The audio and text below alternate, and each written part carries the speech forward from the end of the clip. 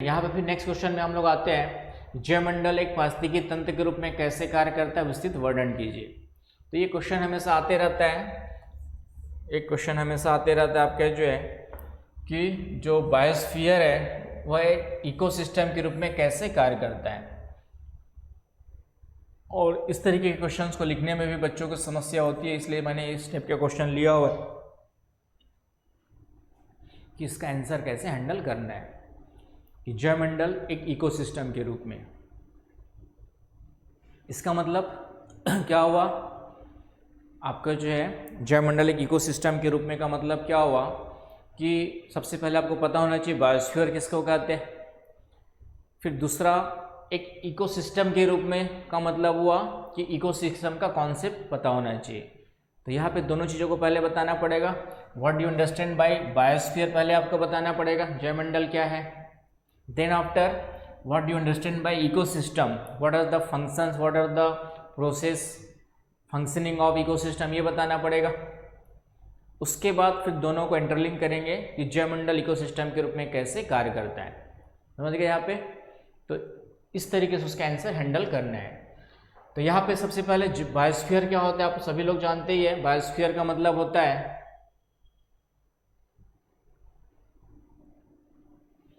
तो बायोस्फीयर जो है जयमंडल, शब्दों की बात करें हम लोग तो शब्दों में देखेंगे तो जयमंडल का मतलब हो गया आपका, जय मतलब आपका जानते हैं जितने भी जीव जंतु वनस्पतियां जितनी भी चीज़ें मिलती है उसको हम लोग जय वर्ड बायो वर्ड यूज करेंगे। और मंडल का मतलब हो गया क्षेत्र या स्थान। तो जहाँ पर वह मंडल या वह क्षेत्र या स्थान जहाँ पर जीव जंतु वनस्पतियाँ क्या होती है मिलती है उसको हम लोग जयमंडल कहेंगे। जहाँ पे जीव जंतु वनस्पति नहीं मिलती वो मंडल जयमंडल नहीं कहलाएगा। तो जयमंडल जीव जंतु वनस्पति कहाँ पे मिलेंगे, जहाँ पे तीनों का स्थल मंडल, वायुमंडल और जलमंडल तीनों का क्या होता है अस्तित्व विद्यमान होगा, वहीं पर आपका जो है जीवन संभव होगा। तो ग्रीन कलर कर दे रहा हूँ, जीवन ग्रीन से ही स्टार्ट होना चाहिए, ग्रीन पर ही खत्म होना चाहिए। ये हमारा क्या है जयमंडल है। तो स्थल मंडल, लिथोस्फीयर, वायुमंडल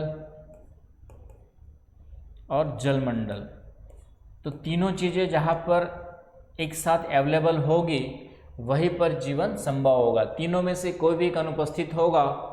स्थल रहने के लिए घर देता है, वायु श्वसन क्रिया के लिए जानते हैं आप लोग जरूरी है, और जल के बिना भी जीवन संभव नहीं है। तो तीनों चीज़ें जहाँ पर विद्यमान होगी वही क्षेत्र क्या कहलाता है आपका जो है जयमंडल कहलाता है। आई बात समझ में। तो जयमंडल की एक लाइन परिभाषा, जहाँ पर नेचुरली बिना किसी कृत्रिम सपोर्ट के जीवन संभव हो उसको हम लोग क्या कहते हैं बायोस्फीयर कहते हैं। आई बात समझ में। बिना किसी आर्टिफिशियल सपोर्ट के कृत्रिम रूप से सहयोग के हम लोग जीवन संभव हो तो डेफिनेटली वहाँ पे कौन सा क्षेत्र होगा आपका जो इकोस्फीयर या बायोस्फीयर वाला जो क्षेत्र होगा वो आपका जो है तीनों का जहाँ पे अस्तित्व होगा वही वाला क्षेत्र होगा, जहाँ पे एटमॉस्फेयर, हाइड्रोस्फीयर एंड लिथोस्फीयर तीनों क्या होंगे आपके। तो ये आपका जयमंडल है, बायोस्फीयर या इकोस्फीयर दोनों एक ही वर्ड इंग्लिश में, ये हमारा जयमंडल है। आई बात समझ में। तो ये जयमंडल की परिभाषा हो गई। उसके बाद हमको इकोसिस्टम का कॉन्सेप्ट देना है। उसके बाद क्या देना है आपको जो है इकोसिस्टम का कॉन्सेप्ट, ये भी आपका है इकोलॉजिकल सिस्टम। तो इकोलॉजिकल सिस्टम क्या होता है, इकोसिस्टम किसको कहते हैं।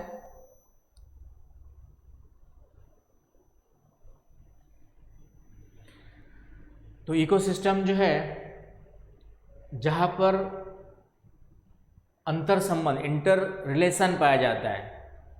जो भी जयमंडल हो चाहे कोई भी क्षेत्र हो, कोई भी छोटा सा क्षेत्र, कोई भी एक घास का मैदान भी ले लो, आपके घर के आंगन का घास का मैदान भी ले सकते हैं आप।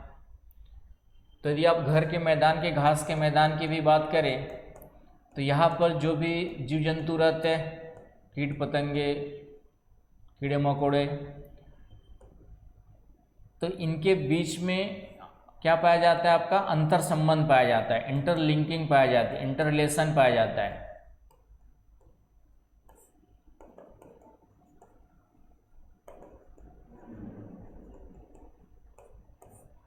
इंटर रिलेशन पाया जाता है। तो उससे हम लोग क्या कहते हैं, इकोसिस्टम। तो इकोसिस्टम की एक परिभाषा दे देंगे हम लोग कि पारिस्थितिकी तंत्र वह कोई भी क्षेत्रीय इकाई जहाँ पर जैविक और अजैविक घटकों में, यहाँ पे हम लोग डिफाइन करते हैं जैविक का मतलब जो जीवन, बायोटिक एलिमेंट्स का मतलब हो गया जितने भी लिविंग ऑर्गेनिज्म है, और अबायोटिक अजैविक घटक, इनके बीच में क्या पाया जाता है, इंटर रिलेशन पाया जाता है। उसको हम लोग क्या कहते हैं, इकोसिस्टम कहते हैं। तो यहाँ पे हमें जो है इकोसिस्टम की डिफिनेशन देनी है, फिर इकोसिस्टम का जो बेसिक कॉन्सेप्ट है, बेसिक फंक्शनिंग प्रोसेस है, उसको डिफाइन करना है। तो इकोसिस्टम जो है कुछ विशेष नियमों का अनुसरण करता है। Ecosystem follows some of specific rules, principles. तो उनका हमको यहाँ पे क्या करना है, जिक्र करना है। कौन कौन से प्रिंसिपल्स फॉलो करता है उस पर हम लोग आएंगे। ये तो मैंने ऐसे डाल दिया, एक डायग्राम जितना डालेंगे उतना ही आपके लिए अच्छा है कि एक होता है आपका जो इंडिविजुअल, कोई भी एक जानवर हम लेंगे तो इंडिविजुअल होगा आपका, जो इंडिविजुअल कई सारे इंडिविजुअल मिलेंगे तो क्या बन जाएगा, आपका पॉपुलेशन बन जाएगा। कई सारे पॉपुलेशन अलग अलग इंडिविजुअल वाले पॉपुलेशन मिलेंगे तो क्या बन जाएगी, कम्युनिटी बन जाएगी। और फिर कम्युनिटी से मिल करके क्या बनेगा, इकोसिस्टम। और समान इकोसिस्टम वालों को हम लोग बायोम कहते हैं। और पूरा वर्ल्ड लेंगे, पूरा पृथ्वी लेंगे तो वह क्या कहलाएगा, बायोस्फीयर, इकोस्फीयर, जैवमंडल कहलाता है। तो इस कंटेक्स्ट में ये डायग्राम दिया गया है।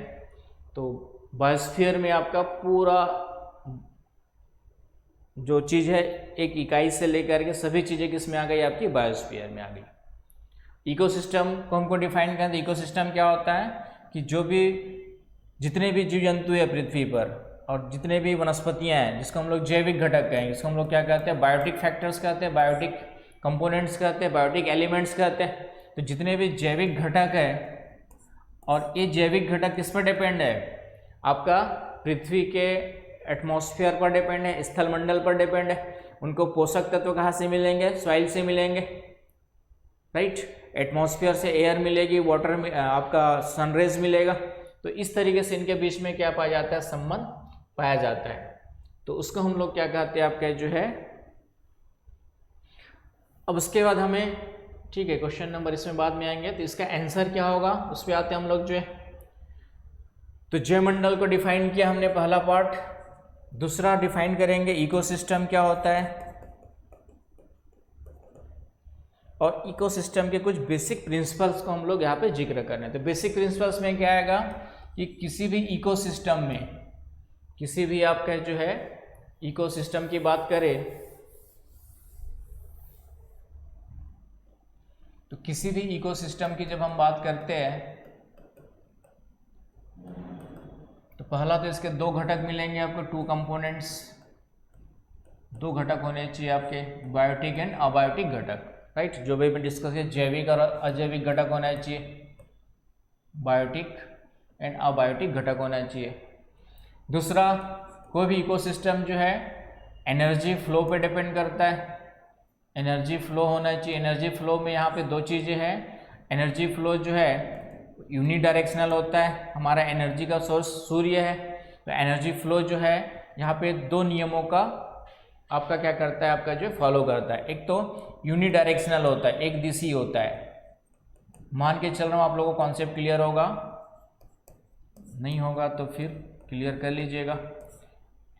और ये जो है थर्मोडायनामिक्स, ऊष्मागतिकी के नियम का क्या करता है, आपका जो है अनुसरण करता है। ऊष्मागतिकी के दोनों नियम, प्रथम और थर्मोडायनामिक्स,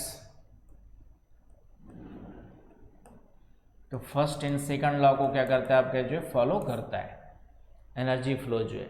तो ये एनर्जी फ्लो को कॉन्सेप्ट दे देना है।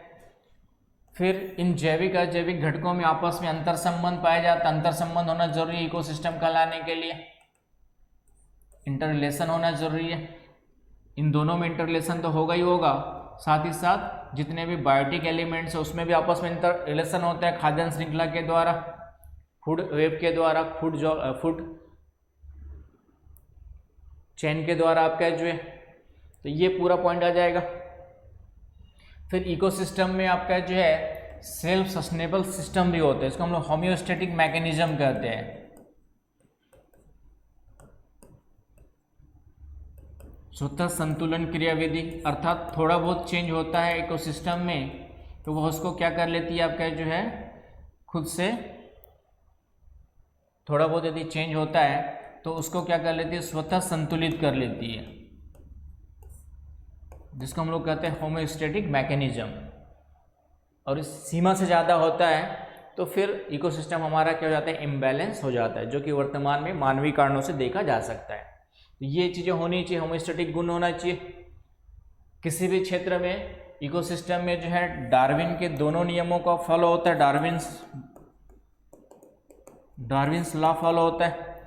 डार्विन्स का पहला लॉ क्या कहता है, इवोल्यूशन ऑफ स्पीसीज, प्रजातियों का उद्भवन, और दूसरा कहता है सर्वाइवल ऑफ द फिटेस्ट, उत्तरजीविता का सिद्धांत। इन दोनों के द्वारा जो है इकोसिस्टम क्या होता है, या इकोसिस्टम में रहने वाले जीव जंतु क्या करते हैं, अनुकूलन स्थापित करते हैं, समायोजन स्थापित करते हैं।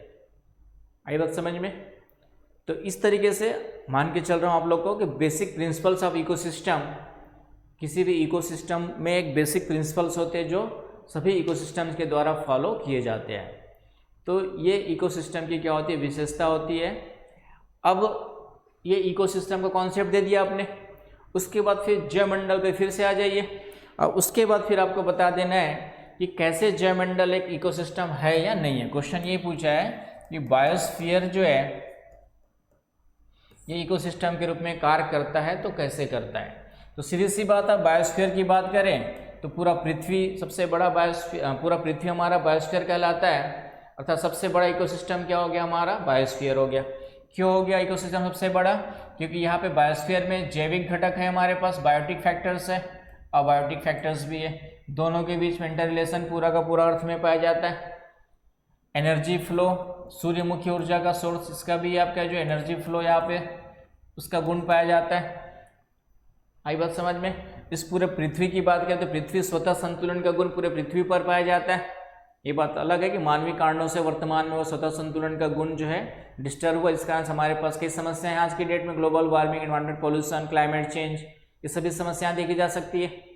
तो ये अलग बात है, लेकिन जितने भी इकोसिस्टम के प्रॉपर्टीज है, विशेषताएं हैं, वह कहीं ना कहीं बायोस्फीयर में भी देखी, पूरा का पूरा उसको बायोस्फीयर में देखा जा सकता है। तो इस तरीके से देखेंगे तो बायोस्फीयर बड़ा गोला हो गया, और इस बायोस्फीयर के कई सारे इकोसिस्टम पूरे पृथ्वी पर देखेंगे तो इंडिपेंडेंट रूप से हजारों लाखों इकोसिस्टम हो गए। तो ये हमारा बायोस्फीयर हो गया, और ये बाकी हमारे क्या हो गए, इकोसिस्टम हो गए, आपके जो है कई सारे इकोसिस्टम हो गए।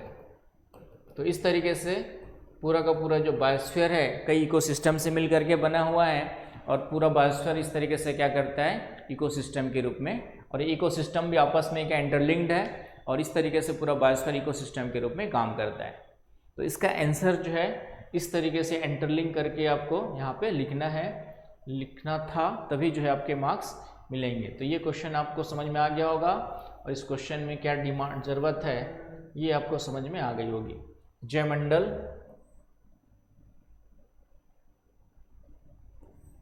एक पारिस्थितिकी तंत्र के रूप में कैसे कार्य करता है, तो इस तरीके से उसका आंसर हैंडल करना है। चूँकि 10 वर्ड्स का है तो बहुत ही कम शब्दों में आपको यहाँ पे उसको डिस्कस करना था। आई बात समझ में? तो ये हो गया हमारा क्वेश्चन नंबर 2 का थर्ड पार्ट।